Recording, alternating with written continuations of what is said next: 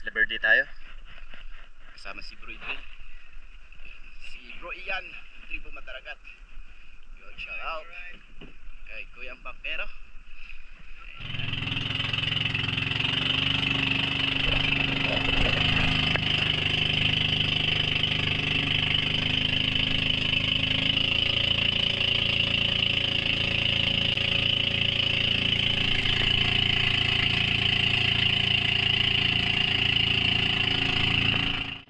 Malapit na tayo mga kaspero sa spot. Ayan. So doon lang tayo sa likod niyan mag-umpisa.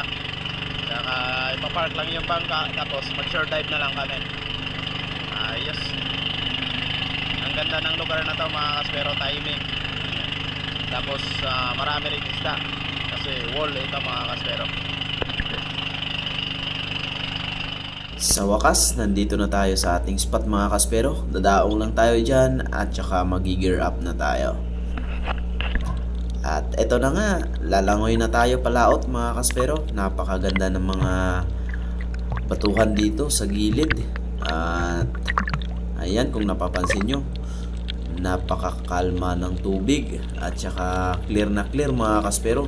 Sana hanggang sa laot, ganyan yung tubig para mas madali natin makita yung mga target natin.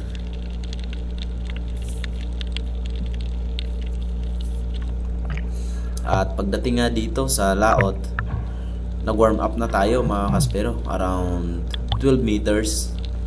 At ito, sumisid tayo, nag-ambush tayo dyan dahil napakaraming mga bait dyan, yung mga trigger fish. Karamihan kasi sa mga nahuhuli natin mga pelagic, yung mga laman ng tiyan, yung mga kinain nila, halos mga trigger fish. Dahil sa sobrang dami talaga ng mga trigger fish dito sa spot na to. Kaya yung mga pelagic, ito na yung kinakain nila. So nasanay na sila na ito yung pagkain nila. Kaya ito yung aabangan natin. Pag once na umiba yung galaw ng mga trigger fish, ibig sabihin nandyan sa paligid yung mga pelagic like trevally, dugto tuna, and then king mackerel. Minsan merong cobia, yung napapana natin na malaki na yon, yung 25 at saka 19. Pero sa time na to walang lumapit, kaya umakyat muna tayo sa taas at nagpahinga para move forward tayo doon sa laot na part dahil parang walang pelagic dito.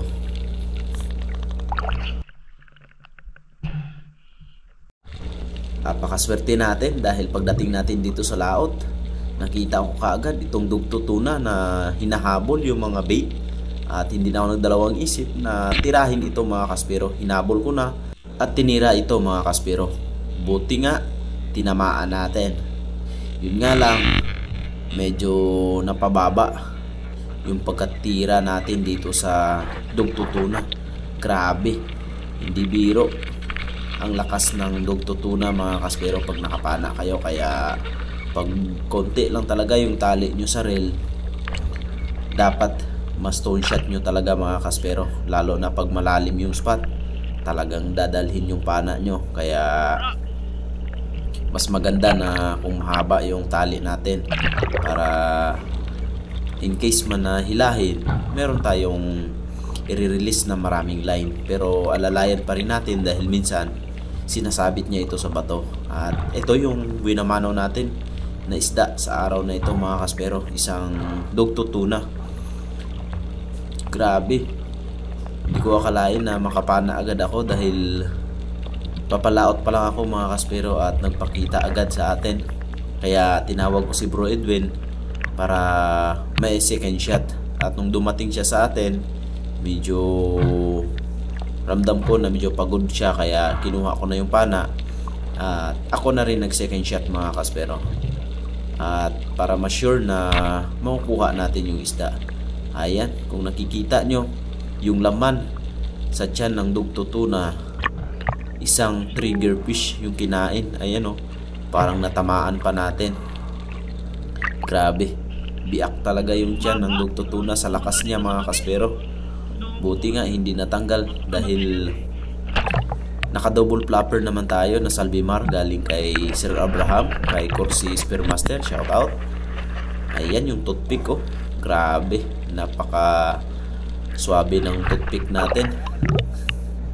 Ang laki ng dugtutunan na ito mga kaspero. Umabot ito ng 10.7 kilos. Ayan o. Laki. Ayan, shout out sa ating kabady, si Bro Edwin. Ayan o. Ayan yung body natin at siya yung taga-bitbit ng mga huli natin ngayong araw. At yun nga, pagka-secured natin, bumaba ulit ako at nakita ko itong grupo ng Rainbow Runner. Grabe, ang lalaki nila mga kaspero. Siguro hindi lang ito 10 piraso, kaya hindi na ako nagdalawang isip na pumili ng mas malaki. At ayun, tinira ko. Buti na lang, napakaganda ng pagkatama natin dito sa Rainbow Runner. Yung Rainbow Runner pala, tawag namin dito sa Boracay, tanduingan.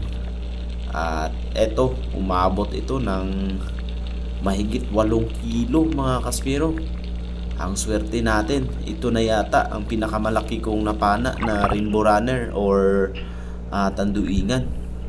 Kaya ayos na yung huli natin dahil 2 piraso pa lang, kulang-kulang 20 kilos na. Grabing biyaya ngayong araw mga kaspero. Saglit lang, pero nandyan agad, binigay agad sa atin. Kaya tuloy-tuloy lang tayo sa pamamana dahil dadagdagan pa natin yan mamaya mga kaspero.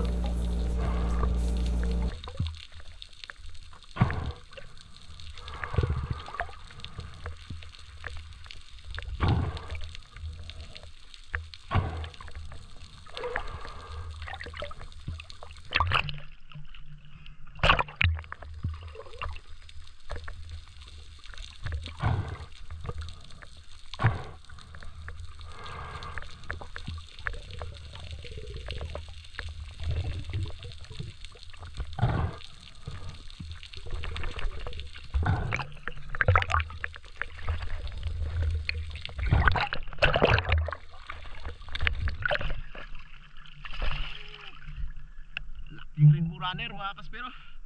Oh, wow. Dali natin. Ayos.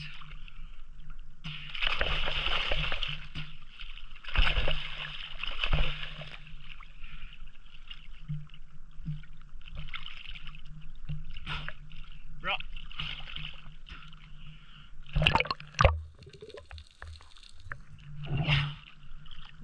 Laki Rainbow Runner.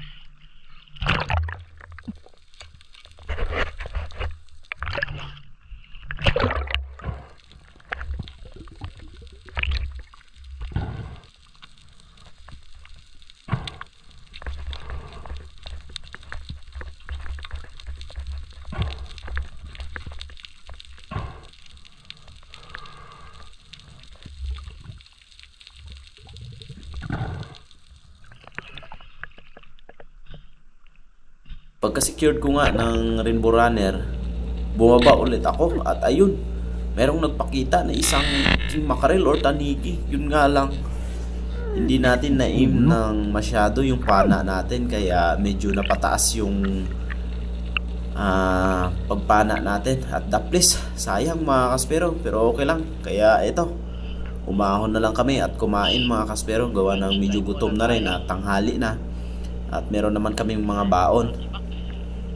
Ayan, kakain muna kami dito sa tabi mga kaspero, tapos magpahinga, then sisisid ulit.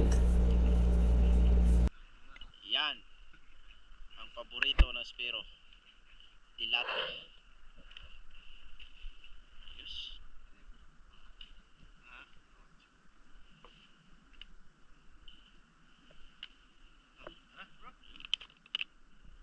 Okay. Kain na. Ganda ng yan.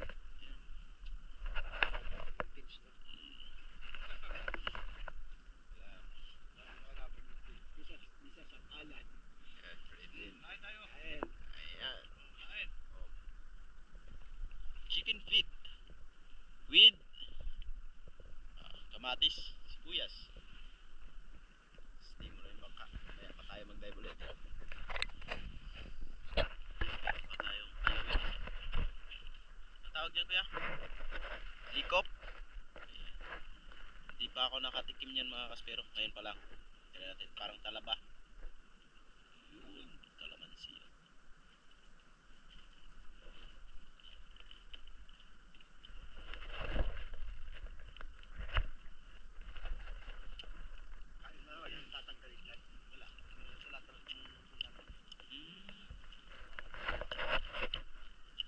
Matching with acid.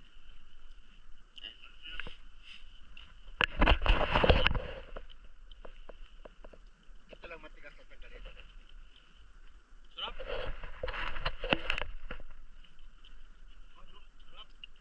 Panalo. Sarap pala yan. Parang sintabas.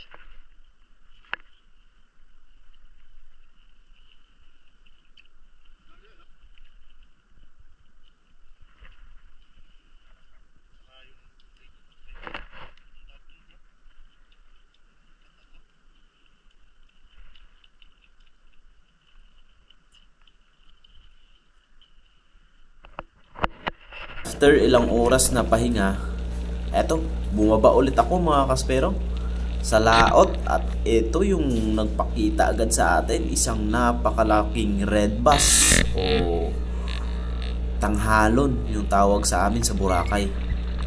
Grabe, napakalakas mga kaspero. Sulit. Hindi na tayo naka-ambush dyan gawa ng malalim. Pero yung technique dyan, free fall lang tayo, then stop, then kunting-kunting galaw lang talaga, huwag masyadong magalaw para lalapit sila sa atin. Ang laki nito mga kaspero, 7 kilo. At ito yung pangatlong isda natin. Halos pili yung mga napapana natin ngayong araw na mga isda mga kaspero, magagandang klase. Itong red bass na ito, mahal din ang kilo nito mga kaspero, dahil isa ito sa napakasarap isigang o sabawan mga kaspero, dahil napakataba ng isda na ito. Isang ori din ito ng snapper na mahal mga kaspero, dahil pula rin ito na isda. Ayun o, ang laki nito, 7 kilos mga kaspero. Hindi ko akalain na makakapana ako, dahil dati inaambush ko dito sa spot na to at napakailap, pero ngayon ang bait. Talagang hindi siya sumisi doon sa ilalim at nagpa-display pa sa atin, kaya ayun, napakaganda ng patama natin dito sa red bass natin mga kaspero. Kaya tinawag ko si Bro Edwin para ibigay ko sa kanya yung isda para tuloy-tuloy yung hunting natin dito sa ilalim mga kaspero.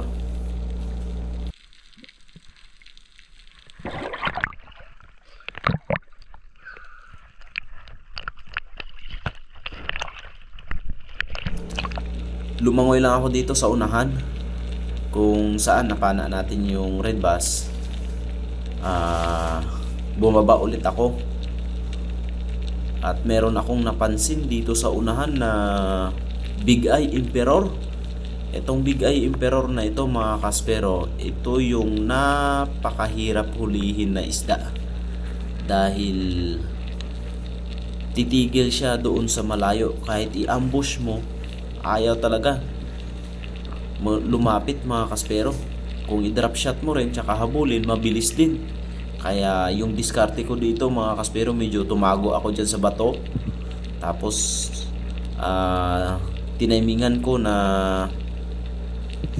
hindi na siya aalis doon sa pwesto niya. Kaya ito yung ginawa ko, medyo ginapang ko siya ng kaunti mga kaspero.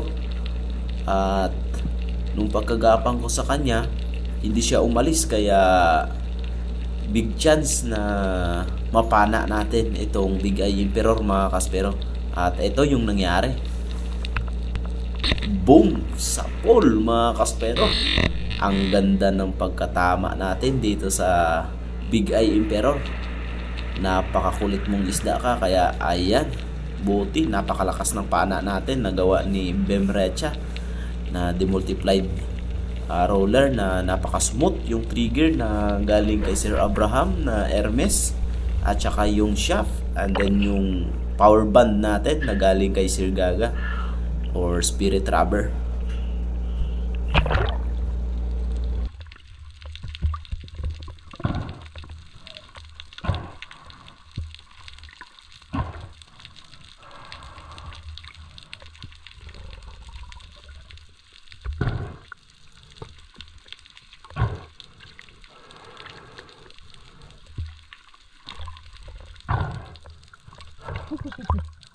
Ulit to ha?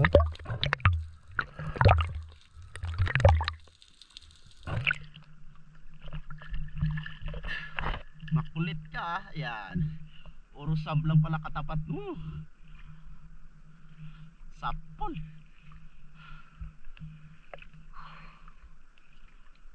Ang ilap nito mga kaspero, pero ayun, sapol talaga. Yan, pagka-secured natin ulit ng Big Eye, sumisid ako ulit dito sa malalim, dito sa may malalaking trigger at saka yung dalagang bukid, at ito yung nagpakita, umangat yung giant turbali mga kaspero. Ayan, napakaganda ng pag-angat niya mga kaspero, talagang sinalubong tayo. Medyo malalim itong spot, kaya yung ginagawa ko, free fall lang din talaga mga kaspero, dahil kusa naman naangat yung isda pag meron sa ilalim. Ayan, tinry ko kasi mag-ambos doon sa 18 meters to 20 meters. Grabe mga kaspero, halos ang tagal lumapit ng mga isda, kaya yung ginawa ko, dito na ako sa laot, at napakalakas ng giant trevally na ito, dahil umabot lang ito ng 8 kilos, pero grabe yung power, kaya hindi basta-basta ang mga isda mga kaspero.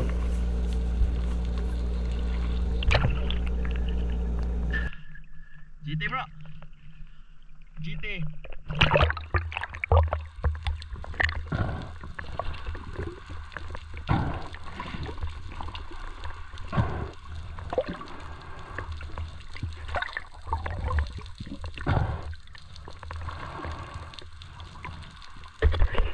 At tinawag ko na nga si Bro Edwin para i-secure yung isda na pinana natin. At ayan, dinahandahan ko lang na iangat, pero maganda naman yung patama natin dito, pero mas maganda na ipa-double shot natin para sure ball na mahuhuli natin ito mga kaspero. Kaya yun, sinisid na ni Bro Edwin at tinira. Ayun, ang lupit. Grabe ng kabady ko. Shoutout sa'yo Bro Edwin. Nice.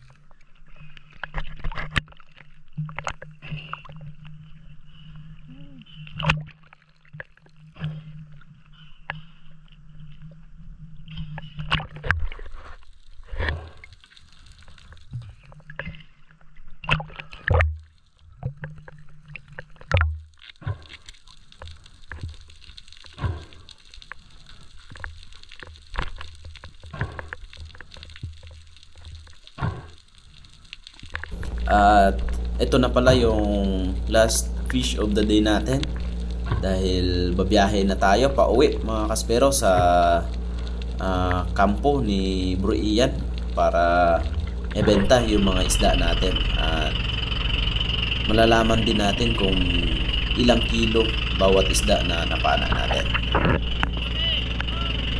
Ayan, ang saya namin pa uwi mga kaspero, dahil sulit yung dive namin ngayong araw. Nakaswerte tayo. Moslo, tanigin pa daw. Grado. Ilang kilo yun? Ilan? Ilang ko lang 8. 7 point... dalawang guhit sa 8. Sige. Yan. 10.3. 10.3. Ito.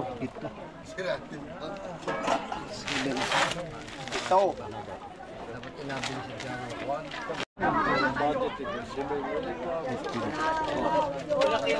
Kulang na 3 guhit sa siyam. 8.7. Magkano ba kilo niya? Ito?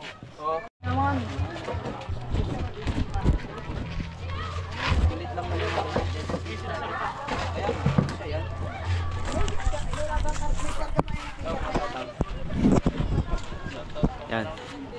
Doon bro. Doon tayo. Para kita. Ayan.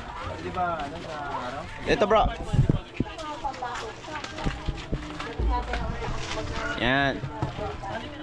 Sabi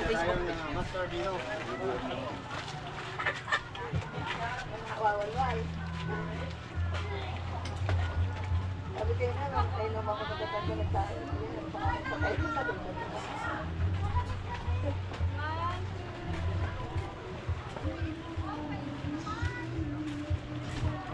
Okay lang sa camera. Kita sa camera. Hello. Ganyan. Shoutout sa mama ko dyan. Artista na kami.